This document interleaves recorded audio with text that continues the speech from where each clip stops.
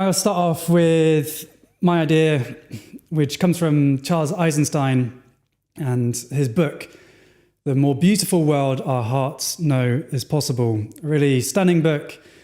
And he talks about despair. You know, we can, seeing the injustice and the pain and the suffering and the ignorance and stupidity happening in the world, the violence, that we feel despair. You know, I'll speak for myself. I do feel those times of despair with just the magnitude of the challenge that we have and the beauty of our potential as human beings. And yet the systems that run our world are not helping us tap into that potential. And you know, we've been given this myth for so many decades that technology is going to save us, but really it's us human beings with all the complexity of our hearts and minds that use the technology, and so that alone isn't going to save us. There needs to be a transformation in human consciousness for the real change in the systems that shape our world to really take place. And so we can come to despair. It's like, who are we as small individuals facing this huge planetary challenge? And, you know, our hearts care. We feel, you know, the suffering in the world, and maybe the suffering in the people in our lives, the suffering in our own lives. And we, you know, wonder, what can I do in the midst of it all? And Charles Eisenstein talks about, and you know, sharing the core idea of interbeing. Interbeing being a word that Thich Nhat Hanh coined. And interbeing points to not only our interdependence with all of life. You know, we absolutely know that, you know, with every breath we take, we're powered by the plants. The earth literally holds us up. The sun powers the whole system. If you go out into your shopping, we all knew during COVID who the essential workers are. You know, the bin people, the nurses, the doctors, the people in the supermarkets. You know, the gift of this interconnected web of natural and social systems that make our lives possible. And so interdependence is one level of understanding who we really are. Interbeing takes it to another level, which is to really acknowledge that it's not just that me, this separate self, George, relies on everything else, but to go a level deeper, to say that really I am relationship. There isn't really a separate George.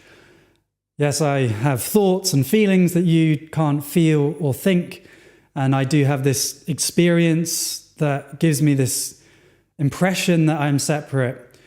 But really, any story of George being separate from you happens within my brain, and my brain is part of, you know, the interconnected, ever-flowing, moving, dynamic unfolding that we call life in the universe.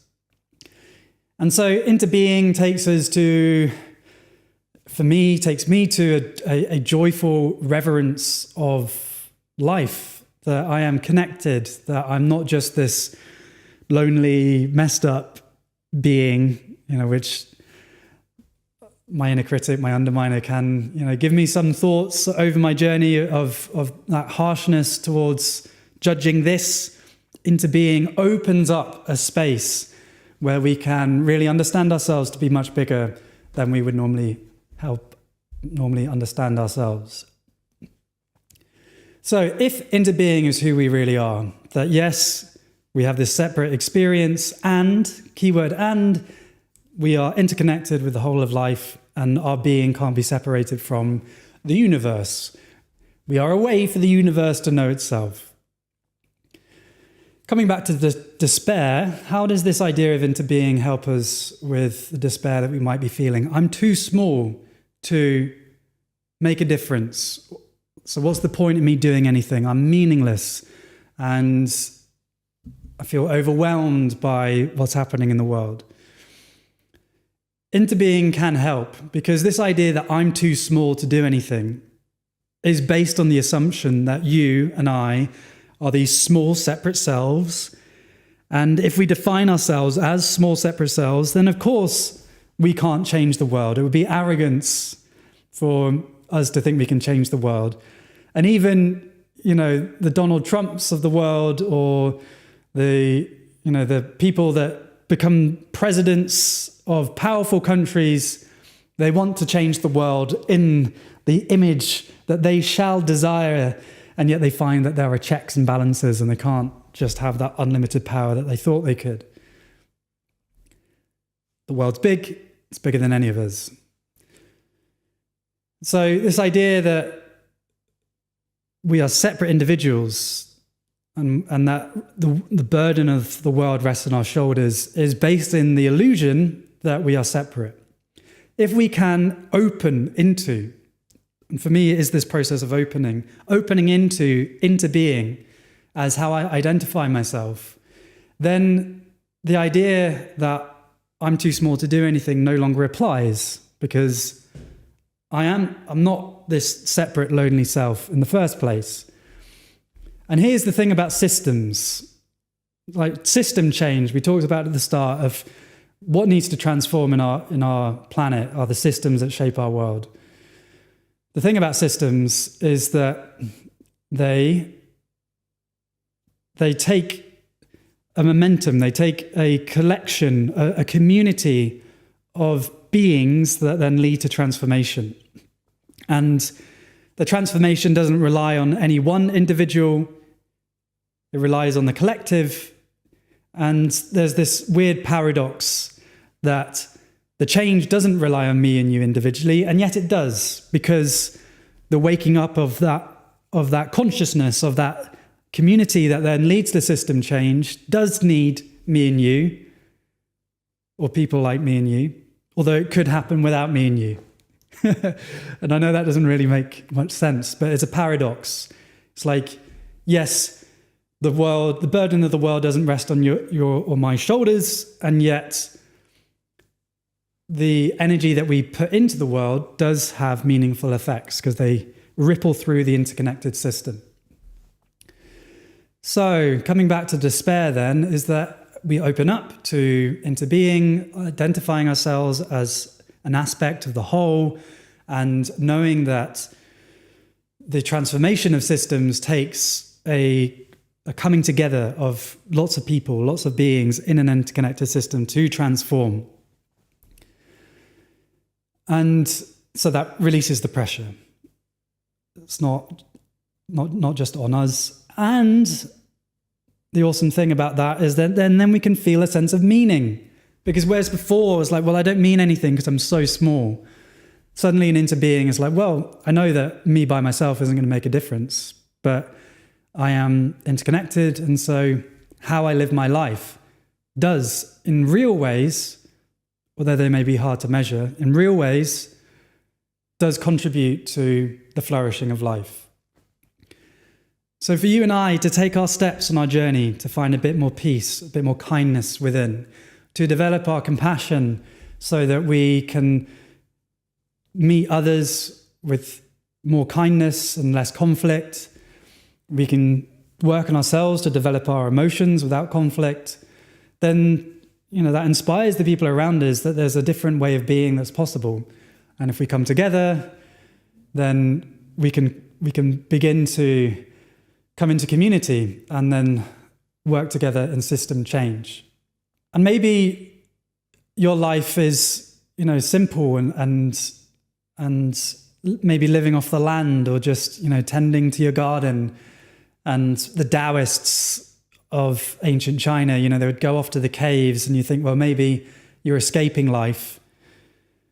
But into being invites us to not judge the actions, like measuring.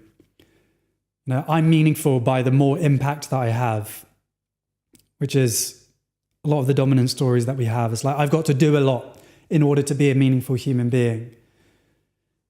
And into being, because we're interconnected, it all contributes. There is meaning to be found. And the more important question for us, if we do want to find meaning in our lives, is not how big is the impact that I'm having, which puts loads of pressure and stress on ourselves, but instead to ask, where does this desire to contribute come from? What is there something in me that is being called forth that feels meaningful?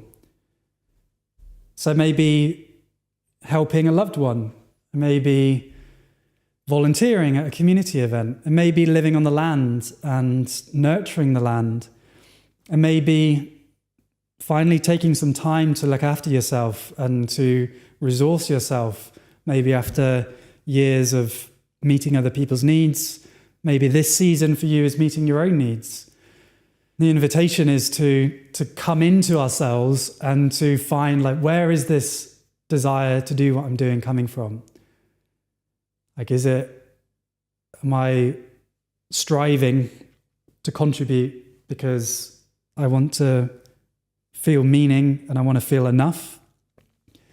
And I can notice some of that tendency in me. It's like, I'm so passionate about what I do, but also, I tread that balance of really coming back to this inner being, to just, George is a useful story to help me navigate my life, and, I have a name, and, that's all good. And I am life itself, and can I resource myself in that? So then I'm not putting pressure on myself for George to achieve everything. So where do your desires to contribute come from?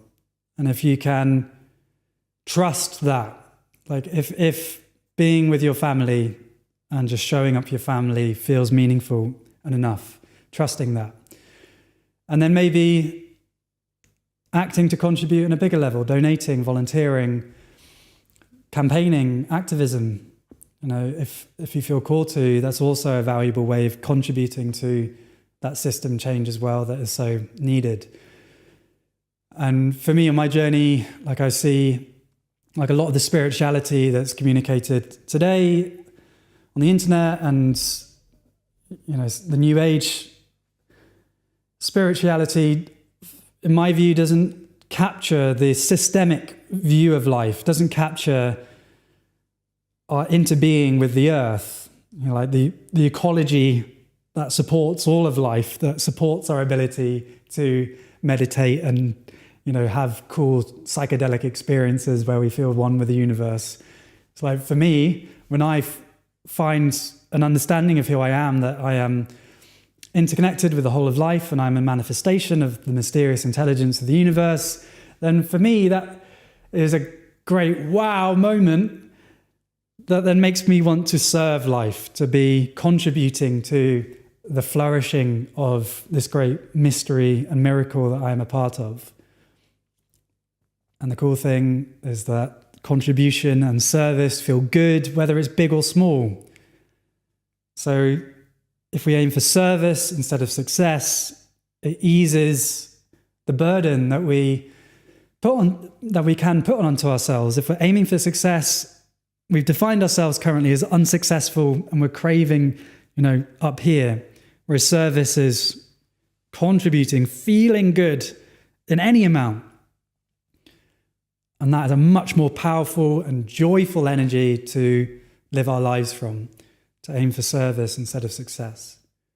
So if you're feeling despair, think about your connection. Remember, you're not this separate self.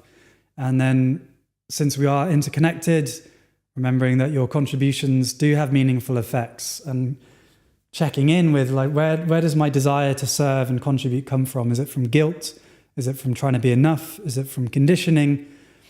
Or can I call this action from somewhere deeper within me to serve life, to contribute to life, and to not judge the amount that we give, but to trust that what is being called of us is enough. So I hope some of those ideas can serve you